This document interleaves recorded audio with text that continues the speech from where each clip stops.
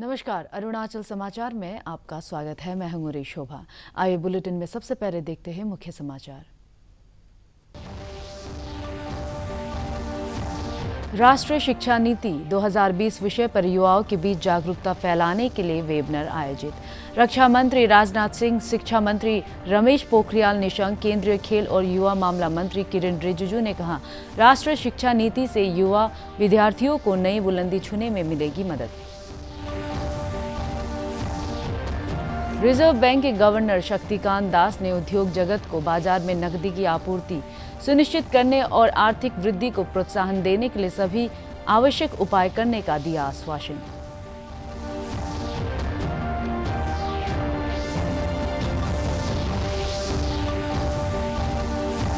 चांगलांग जिले में 2 कोविड मरीजों की मृत्यु के बाद राज्य में कोविड से मरने वालों की संख्या हुई 13। राज्य में मंगलवार को कोरोना संक्रमण के दर्ज किए गए 170 नए मामले।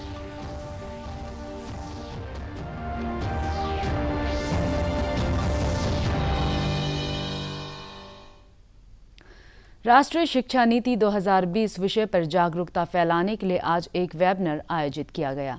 शिक्षक पर्व के तहत आयोजित इस वेबिनार को रक्षा मंत्री राजनाथ सिंह, शिक्षा मंत्री रमेश पोखरियाल निशंक, केंद्रीय खेल और युवा मामला मंत्री किरण रिजिजू और शिक्षा विभाग के वरिष्ठ अधिकारियों ने संबोधित किया। अपने संबोधन में शिक्षा मंत्री ने कहा कि राष्ट्रीय शिक्षा नीति से युवा विद्यार्थियों को नई बुलंदी छूने में मदद मिलेगी। उन्होंने कहा कि प्रधानमंत्री नरेंद्र मोदी के नेतृत्व में शिक्षा मंत्रालय भारत को ज्ञान और अनुसंधान का केंद्र बनाएगा।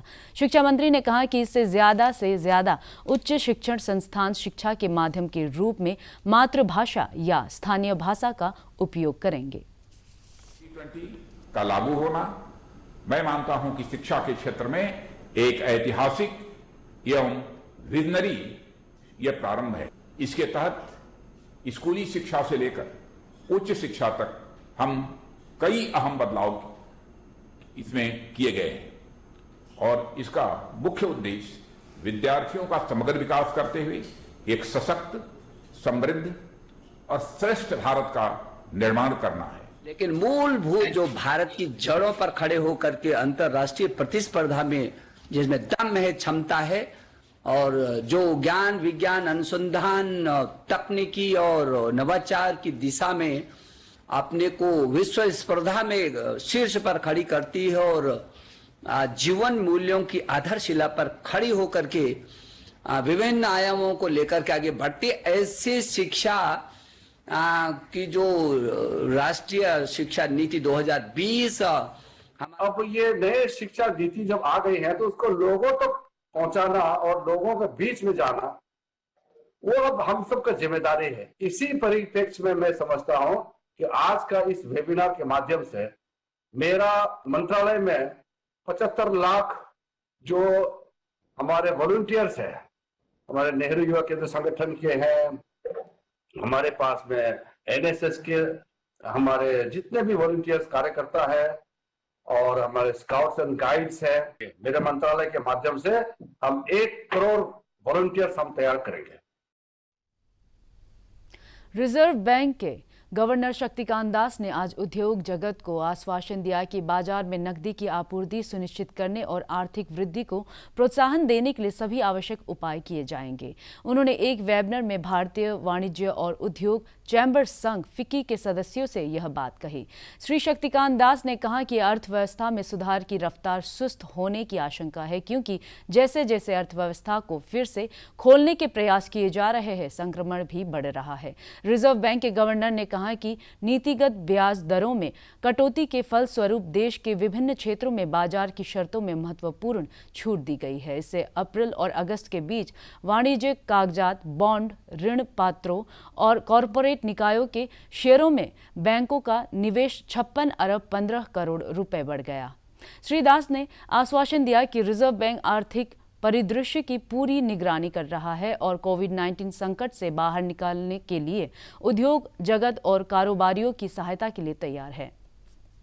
Of agricultural activity, the Purchasing Managers Index, that is PMI for manufacturing, and certain private estimates for unemployment point to some stabilization of economic activity in the second quarter of the current year.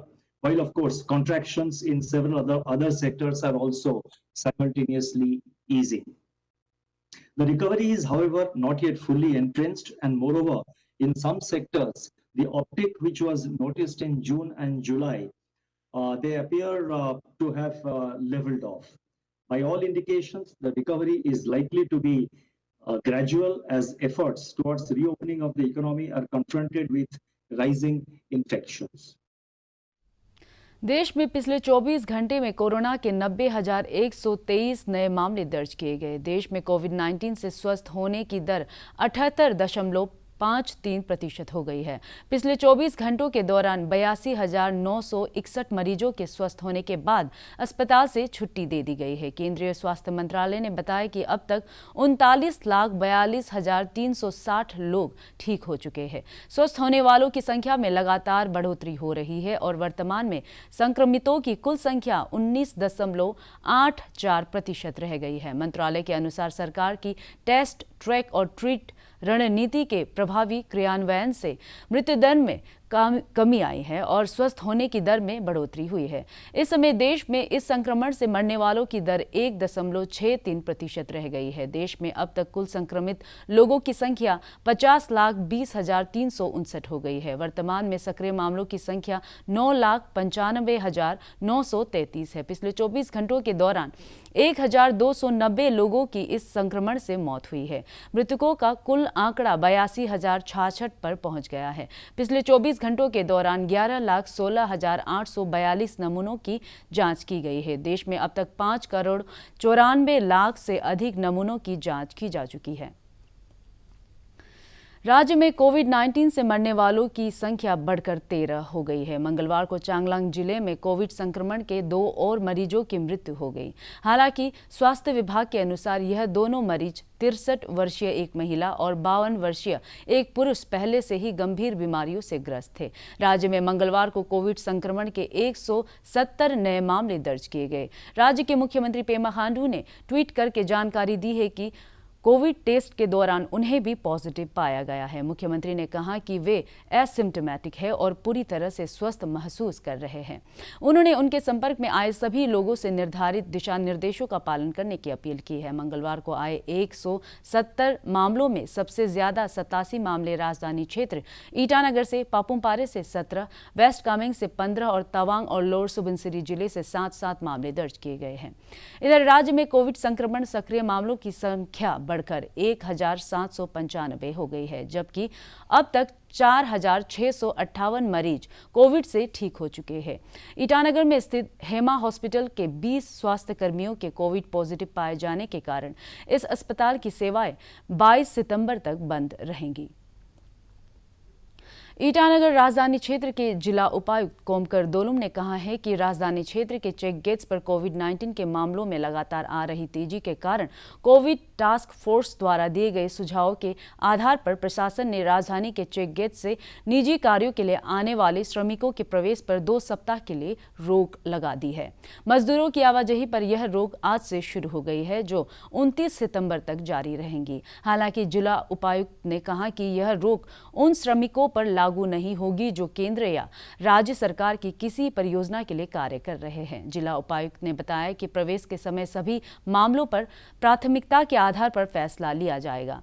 Shri दोलुम ने लोगों से, विशेषकर निजी कॉन्ट्रैक्टरों से इस मामले में सहयोग की अपील की। हमारा जितना भी कोविड केयर सेंटर है ऑलमोस्ट फुल हो गया। अभी वो मैंने it's going to worst at the seam, ऐसा टाइप का परिस्थिति है, जहाँ पे 600 का हमारा कैपेसिटी है। जैसे आपको ये लेकी वाला स्टेट क्वारंटाइन सेंटर में, उसमें लगभग 400 प्लस अभी हो गया है। उसके बाद यहाँ पे ऑफिसर्स वाला जो फ्लैट्स है, उसमें भी ऐसा टाइप का पोजीशन आ गया। तो इमीडिएटली अगर इसको हम अभी थोड़ा सा स्लो डाउन नहीं करेगा तो हमारे लिए एक बहुत बड़ा एक चैलेंज हो जाएगा, जिसके चलते हम बिल्कुल कंट्रोल नहीं कर पाएगा। क्योंकि अभी जितना भी मैक्सिमम लेवलर्स जो बाहर से आ रहा है, टेस्ट में पाया गया कि उन लोग ही ज़्यादा पॉजिटिव उन लोग का उसमें से निकला है। हाँ, अंदर से भी मैंने सिटी के अंदर से भी हमारे जो टेस्टिंग सेंटर्स है उसमें भी बहुत फाइंडिंग्स हुआ, लेकिन ये एक बहुत बड़ा चैलेंज था। इसलिए डिस्ट्रिक्ट हेल्थ टीम के रिकमेंडेशन के हिसाब से हमने टेम्परेरीली ये आपको 16 कल से 16 सितंबर से लेके 29 सितंबर तक हमने इसको टेम्पररी सस्पेंशन किया है। ईटानगर राजधानी क्षेत्र के जिला उपायुक्त कोमकर दोलुम ने कहा है कि केंद्र सरकार द्वारा जारी एसओपी के अनुसार मास्क न लगाने वालों और जहां तहां थूकने वालों से जुर्माना वसूला जा रहा है। उन्होंने कहा है कि गत 1 सितंबर से 2 सप्ताह के लिए इस विषय पर जागरूकता अभियान चलाया गया और इसके बावजूद कोविड दिशा निर्देशों का उल्लंघन करने वालों के खिलाफ सख्त कार्रवाई की जा रही है। श्री दोलुम ने लोगों से कोविड-19 के संक्रमण को फैलने से रोकने के लिए अनिवार्य रूप से मास्क लगाने की अपील की। मिनिस्ट्री ऑफ होम अफेयर्स ने जो एसओपी जारी किया था अनलॉक 4 जो फेज पे हम लोग जब आ रहे हैं तो उस पे भी भारत सरकार ने जो स्पेशली स्पीटिंग को लेके फाइन इम्पोज करने को हर स्टेट सरकार को, राज्य सरकार को कहा। 31 अगस्त को एक ऑर्डर जारी किया जिसपे मैंडेटरीली जो आदमी मास्क नहीं पहनेंगे उसको 500 रुपीज़ फाइन करने को कहा है और जो स्पिटिंग करेंगे पब्लिक प्लेसेस पे जो थूकेंगे उसको 200 रुपये फाइन करने का आदेश है। ये सिर्फ ईटानगर में ही नहीं बल्कि सारा स्टेट के ऊपर में लागू है। जो फाइन करने का जो सिस्टम जो सरकार ने जो इम्पोज किया है इसका मेन उद्देश्य ऑब्जेक्टिव सरकार को पैसा कमाने का नहीं है, लेकिन लोगों के ऊपर थोड़ा सा जब फाइन देते वक्त उसका एक रियलाइजेशन आए कि ये न्यू नॉर्मल जो लाइफस्टाइल हमको कोरोना कोविड-19 के बाद अभी जो लाइफस्टाइल जो हमको एडॉप्ट करना पड़ेगा उसमें हर शख्स को, हर सिटीजन को मास्क अपने अंडरस्टैंडिंग से पहनना चाहिए।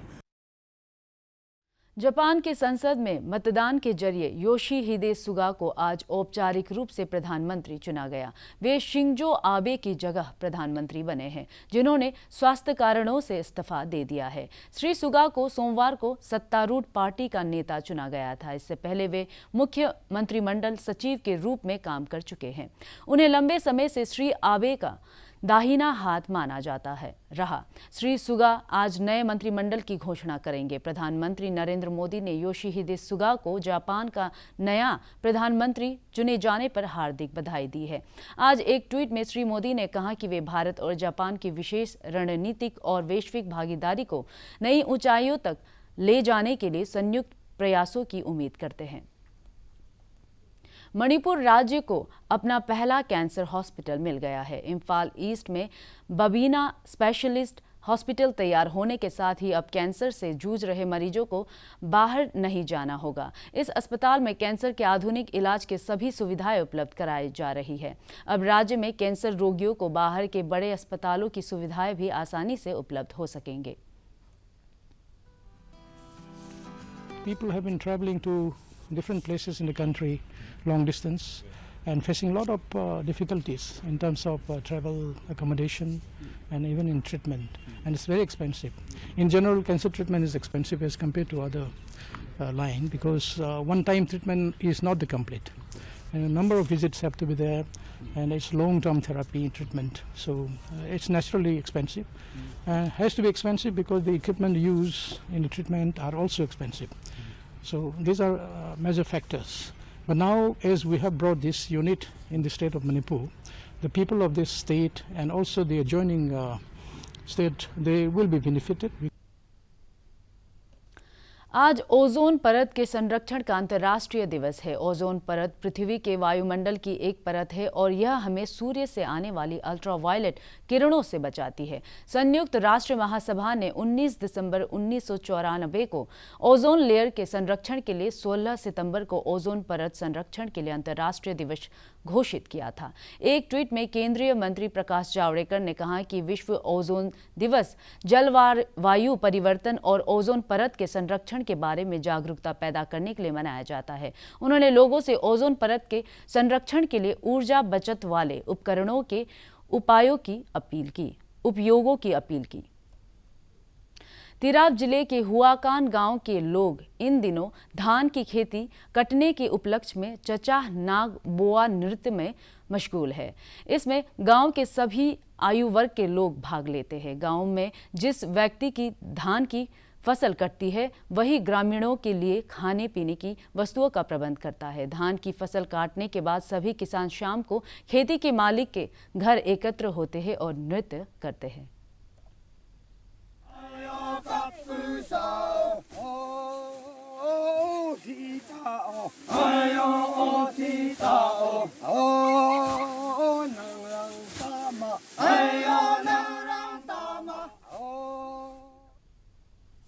अरुणाचल समाचार के आज के अंक में इतना ही। हम कल फिर हाजिर होंगे अरुणाचल और देश दुनिया की खबरों के साथ। आप देखते रहिए अरुण प्रभा। नमस्कार।